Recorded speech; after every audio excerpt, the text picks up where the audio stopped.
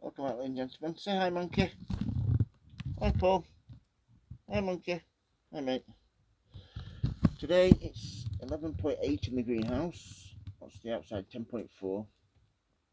And the trend is rain, rain, rain. So, not looking forward to that at all today, but luckily we've got the greenhouse here. We've got my heater propagator there. It's set to 20.2. This one's set to 20, bang on 20. And let's just go through what we've got sown in the ground. Here we have, just over here, my poppies, which this is my Hungarian blue variety. These are growing really, really well. There's only one total tube there that hasn't got anything growing in it, so I must have missed the seeds there. So yeah, I'm really happy with those. Those need thinning out shortly. And then we go to down here. We have petunias that haven't germinated yet, but they've not been growing very long. I have my carnations. These are giant. I think that's, can't pronounce it. Anyway, double mixed.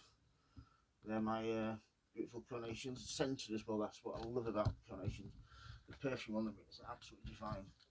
We come over here. We have. Let's have a look here, shall we? Just see there. They're Veronica mixed colours, so they're looking really nice. And then we have back here. We have bee balm. Just started to germinate. Just see it there. Really, really good. And next to that we have Dahlia Black Beauty. Absolutely love growing dahlias. They're really easy to get to germinate and they're really easy to grow, so I absolutely love those. Then we come on here, we have geraniums. A lot of these are orchid blue, and I've got 5 out of 8.